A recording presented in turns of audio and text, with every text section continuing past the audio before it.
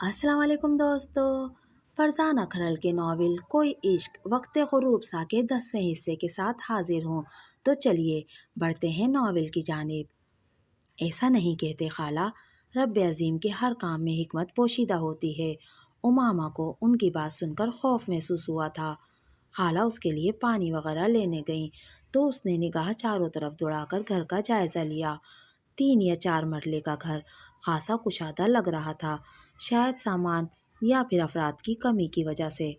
اپنے دل پہ مت لینا امامہ، ویسے ایک بات پوچھ رہی ہوں، تم جوان ہو، خوبصورت بھی ہو، تمہاری اولین ترجیح تمہارا میکا ہونا چاہیے تھا۔ خالہ نے اس کے خاصے بھاری اٹیچی کیس کو دیکھا اور گلاس میں شربت ڈال کر اس کی طرف بڑھایا۔ وہ کتنی ہی دیر سر جھکائے بیٹھی رہی۔ امینہ نے شربت ختم کر کے گلاس ٹرے میں رکھ دیا۔ میں نے پہلے ہی کہا تھا کہ دل پہ مت لینا۔ خالہ نے اس کے ہاتھ میں گرم ہوتا شربت دیکھا۔ حسنہ بھابی نے اپنے رنڈوے بھائی سے میرا نکاح کرنے میں 1 دن کی تاخیر بھی نہیں کرنی تھی، جس کے 2 جوان ہوتے بیٹے بھی ہیں اور پیچھے میکے میں بھی بھائیوں کے بیٹے ہی ہیں۔ خالہ، میری بیٹی نے رول جانا تھا۔ ایسی بہت سی کہانیاں دیکھی اور پڑھی بھی ہیں جہاں بچیاں سوتیلے باپ سے بھی محفوظ نہیں رہ پاتی۔ میں نے اب زندگی اس کے لیے گزارنی ہے۔ اس نے گھونٹ گھونٹ گرم شربت حلق میں انڈھیلتے ہوئے اپنے خدشات کا اظہار تفصیل سے کیا۔ بچی تو صرف محرم رشتوں میں ہی محفوظ تھی، خالہ نے جیسے اپنے آپ سے کہا۔ خالہ، میں نے بہت کوشش کی کہ امینہ کو وہاں سے لے کر نہ نکلوں، مگر انہوں نے حالات ہی ایسے پیدا کر دیے۔ ابرار کے 40ویں پر بھری برادری میں دونوں بھائیوں نے اعلان کر دیا کہ ابرار کاروبار اور مکان سے اپنا حصہ وصول کر چکا تھا۔ وہ دبئی جا کر بزنس کرنا چاہتا تھا۔ انہوں نے تمام کاغذات پہ ابرار کے دستخط سب کو دکھا دیے تھے اور مجھ اکیلی کی بات پہ کسی نے بھی یقین نہیں کیا۔ میری جٹھانیوں نے بعد میں مجھ پہ الزام لگا دیا کہ تم اپنے حسن کے چنگل میں ہمارے شوہروں کو پھانسنا چاہتی ہو۔ میں تو اپنی بیٹی کی وجہ سے ان لوگوں کے برتن مانجھ کر بھی گزارا کر لیتی، مگر وہ ٹھکانہ نہ چھوڑتی۔ مگر خالہ، وہ ایک دم چپ ہو گئی، پھر توقف سے بولی، میرے جیٹھ بھی مجھے مفت کا مال سمجھنے لگے تھے۔ اس کے ٹوٹے لہجے میں آنسوؤں کی نمی گھل گئی تھی۔ خالہ نے بے ساختہ اس کے سر پر ہاتھ رکھا۔ چپ کرو ماما، اللہ بھلا کرے گا۔ میں کوئی نہ کوئی کام ڈھونڈوں گی یا ٹیوشن سینٹر کھول لوں گی، بس مجھے محفوظ ٹھکانا چاہیے۔ ختیجہ نے اس بات میں سر ہلا تو دیا تھا، مگر ان کے چہرے پہ سوچ کی لکیریں مٹ اور بن رہی تھیں۔ اور وہی ہوا جو اندیشہ ختیجہ کو ستا رہا تھا۔ سارا قصہ سنتے ہی کریم ہتے سے اکھڑ گیا۔ ہم نے عیدی سینٹر نہیں کھول رکھا۔ کیا ہو گیا ہے؟ آہستہ بولو۔ ختیجہ نے چارپائی پر لیٹی 1 سالہ حبیبہ پہ ہاتھ رکھا، جو باپ کی آواز سن کر نیند میں بتکی تھی۔ چند ماہ کی بات ہے، پھر اس کا بھائی اپنے پاس دبئی بلا لے گا۔ فی الحال وہ اسے سچائی بتانے کی مرتکب نہیں ہو سکتی تھی۔ کریم اس کے میکے کی برادری کو زیادہ نہیں جانتا تھا، سو ختیجہ نے اسے یہی بتایا تھا کہ رشتے میں وہ اس کی بھانجی لگتی ہے۔ اکلوتا بھائی دبئی رہتا ہے، سسرال والوں نے گھر سے نکال دیا تو یہاں چند ماہ پناہ کی خاطر آئی ہے۔ کریم رات کو گھر آیا تھا۔ ایک اجنبی بچی صحن میں حبیبہ کے ساتھ کھیل رہی تھی۔ گھر میں کوئی مہمان آئے ہیں؟ کھانے میں گوشت کا سالن اور فیرنی دیکھ کر اس نے بیوی سے پوچھا۔ اس کے استفسار پر ہی ختیجہ نے جتنا مناسب سمجھا اتنی ہی آگاہی فراہم کی۔ اس نے ابھی بچی کی ماں کو نہیں دیکھا تھا۔ ٹھیک ہے، یہ قیام چند ماہ سے زیادہ طویل نہیں ہونا چاہیے۔ اس کی نیم رضامندی پہ ختیجہ نے سکا سانس لیتے ہوئے برتن اٹھائے تھے۔ اگر کریم رضامند نہ بھی ہوتا تو پھر بھی اپنی پناہ میں آئی امامہ ابرار کو ختیجہ کریم نے گھر سے نہیں نکالنا تھا۔ وہ خوف خدا رکھنے والی ایک خدا ترس عورت تھی۔ رات کو صحن میں جلتے زرد بلب کی روشنی میں بچی کی شکل واضح نہیں دیکھ سکا تھا۔ پہلے تو اس نے کوئی گلی کی بچی سمجھی تھی۔ وہ حبیبہ کے سامنے بیٹھ کر اس کے منہ میں روٹی کے چھوٹے چھوٹے نیوالے ڈال رہی تھی۔ کریم غسل خانے سے نہا کر نکلا تھا۔ اس نے ٹھٹک کر بچی کی شکل دیکھی۔ اللہ نے دودھ سے میدا گوندھ کر اسے بنایا تھا۔ کریم آہستہ قدم اٹھاتا اس کے پاس آ کر رک گیا۔ بچی نے اپنی بڑی بڑی آنکھیں اٹھا کر اسے دیکھا اور اسے اپنی طرف گھورتے پا کر تھوڑا جزبز ہو گئی۔ بیٹا، آپ کا کیا نام ہے؟ اس کی گھبراہٹ محسوس کر کے کریم نے جلدی سے پوچھا۔ امینہ۔ کچھ پل اسے دیکھتے رہنے کے بعد بچی نے نام بتانے کا فیصلہ جیسے مشکل سے کیا تھا۔ وہ پہلے جتنے گھروں میں گئی تھی وہاں سارے انکل اسے ایسے ہی دیکھتے تھے، بعد میں نام پوچھتے تھے، پھر دوسرے یا تیسرے دن انہیں وہ گھر چھوڑنا پڑتا تھا۔ نام بتا کر وہ بچی اپنے سانپ کا مشغلے میں مصروف ہو گئی۔ وہ بھی تولیے سے بال رگڑتا کچن کی طرف چلا آیا۔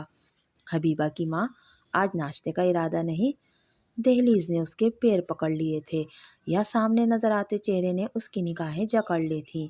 صبح کی تازگی کے تمام رنگ اس کے سپاٹ پتریلے چہرے پہ موجود تھے۔ خالو جی، السلام علیکم۔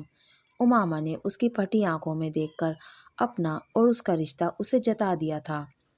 وعلیکم السلام کہتے ہوئے اس نے حلق سے بامشکل کچھ نیچے اتارا تھا، پھر بیوی کے ہاتھ میں ناشتے کی ٹرے دیکھ کر الٹے قدموں مڑا۔ خدیجہ جانتی تھی کریم بد فطرت نہیں تھا، اگر ایسا ہوتا تو وہ امامہ کو کبھی اپنے گھر رکھنے پہ آمادہ نہ ہوتی، مگر پھر بھی احتیاطاً برآمدے کے کونے والا چھوٹا کمرہ جس سے ملیکہ سیڑھیوں کے نیچے باتھ روم کا دروازہ اس کمرے میں کھلتا تھا، اس میں پڑا کاٹ کباڑ نکال کر اوپر والے اسٹور میں شفٹ کر دیا اور وہ کمرہ امامہ کے سپرد کر دیا۔ باتھ روم کا صحن میں کھلنے والا دروازہ مقفل کر دیا گیا اور اندر سے مضبوط کنڈی لگا کر بھی چھوٹا سا تالا ڈال دیا۔ یہ سب کام کریم کی غیر موجودگی میں کیے گئے۔ چھت والا اسٹور ان کے لیے ٹھیک تھا۔ میں نہیں چاہتا کہ ہماری پرائیویٹ زندگی میں کوئی مداخلت کرے، کریم نے محتاط لہجے میں اس کے کارنامے کی مخالفت کی۔ اوپر سردی اور گرمی دونوں زیادہ ہوتی ہیں، دونوں ماں بیٹی اکیلی کیسے رہ پائیں گی؟ کریم کا دماغ بھگ سے اڑا۔ تمہارے لہجے سے تو لگ رہا ہے کہ وہ اب یہیں رہیں گی، کریم نے ماتھے پہ بل ڈال کر پوچھا، مگر خدیجہ کوئی بھی جواب دیے بنا کروٹ بدل گئی جیسے اس نے کچھ سنا ہی نہ ہو۔ اچھا ہوگا یا برا، وقت گزر ہی جائے گا۔ امینہ کو اس نے قریبی گورنمنٹ اسکول میں داخل کروا دیا تھا۔ شام کو وہ محلے کے کچھ بچوں کو ٹیوشن پڑھاتی تھی، گھر کے کام کاج میں خدیجہ کا ہاتھ بھی بٹاتی تھی اور ننھی حبیبہ کی تمام ذمہ داری امینہ اور امامہ نے اپنے سر لے رکھی تھی۔ امینہ اب مطمئن تھی کہ نہ تو رات کو ان کے دروازے پہ دستک ہوتی تھی جس کے سبب وہ اپنی ماں کی گود میں دبکی اس کا زرد چہرہ خوف کے عالم میں دیکھتی تھی، جب بھی اس کی آنکھ کھلتی ماں جائے نماز پہ بیٹھی ہوتی۔ وقت گزرنے لگا، سردیاں بھی آئیں اور پھر گرمیوں نے اپنے الگ ڈھنگ دکھلانے شروع کیے۔ کریم کو یقین ہو گیا تھا کہ وہ دونوں اب کہیں نہیں جانے والی۔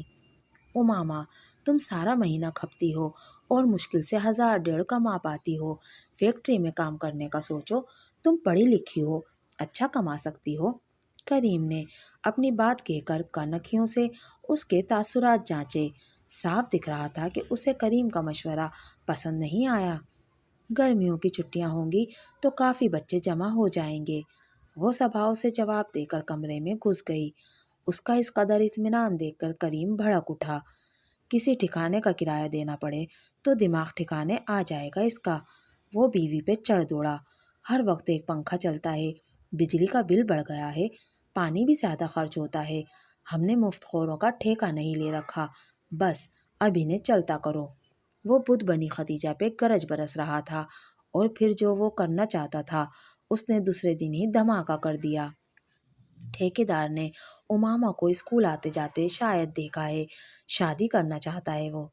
خدیجہ کے سر پہ پہاڑ گرا تھا، کتنی ہی دیر تک وہ کچھ بول ہی نہیں سکی۔ کریم ٹھیکیدار کا منشی تھا، حساب کتاب کر کے بھٹا مزدوروں کو تنخواہ بھی دیتا تھا اور ٹھیکیدار کے الٹے سیدھے کام کر کے بھی خوب کماتا تھا۔ اس اوباش ٹھیکیدار کا منہ کیوں نہیں توڑا تم نے؟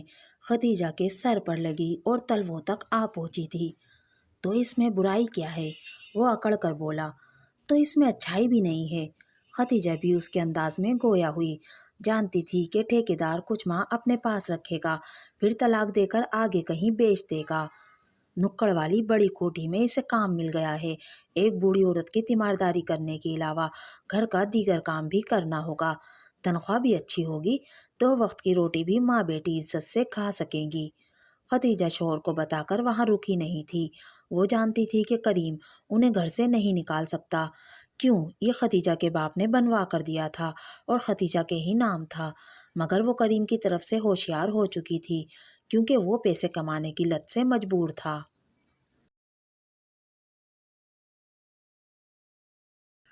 جہاں سے وہ نئی اسکیم کی کالونی شروع ہو رہی تھی، اس کے پہلے سرے پہ وہ ایک جدید طرز سے تعمیر کی کوٹھی تھی۔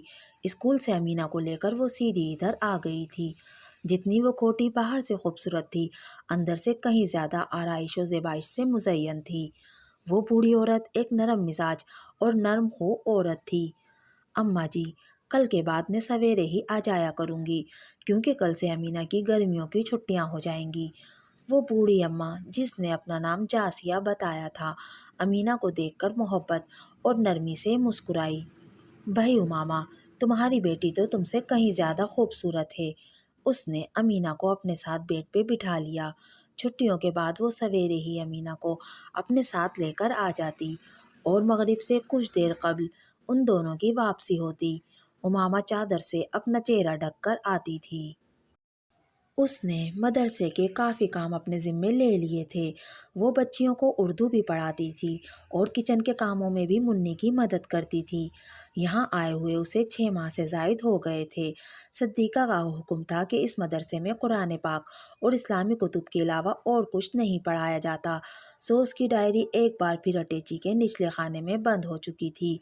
2-3 دنوں سے صدیقہ خالہ کسی الجھن کا شکار تھیں، گویا کوئی بات ان کے لب پہ آ کے ٹھہر جاتی۔ اس دوران دروازے پہ وقفے وقفے سے دستک ہو رہی تھی۔ دروازہ کھولنا صرف منی کے ذمے تھا۔ ارے، کوئی مانگنے والی ہے تو دے دلا کر اسے بھگاؤ، خالہ نے منی کو گھورا۔ ارے نہیں خالہ، پہلے دودھ دہی والا، پھر دکان والا اور اب بجلی والا آیا تھا۔ منی کنڈی چڑھا کر ان کے پاس آ بیٹھی۔ خالہ کے ماتھے پہ تیوریاں چڑھیں۔ پہلے تو یہ سب کبھی دروازے پر نہیں آتے تھے، میں ہی جا کر تمام حساب کتاب دے آتی تھی، پھر اب… انہوں نے چونک کر مشان کی طرف دیکھا۔ پھر دوسرے دن جب وہ وہاں سے رخصت ہو رہی تھی تو خالہ نے نظریں جھکا کر کہا تھا، مجھے معاف کرنا بیٹی، میں بیوہ عورت اتنے سالوں سے مدرسہ چلا رہی ہوں، دور دراز کی بچیاں بھی یہاں حفظ کرتی ہیں، مگر اس دروازے پہ کبھی مردوں نے دستک نہیں دی تھی۔ دوستو، یہ تھا کوئی عشق وقت غروب سا کا 10واں حصہ۔ آپ کو میری آج کی ویڈیو کیسی لگی مجھے کمنٹ کر کے ضرور بتائیے گا۔ اگر ویڈیو پسند آئی تو پلیز میرے چینل کو سبسکرائب کیجیے، میری ویڈیو کو لائک اور شیئر کیجیے۔ ملتے ہیں اگلی ویڈیو میں، تب تک کے لیے اللہ حافظ۔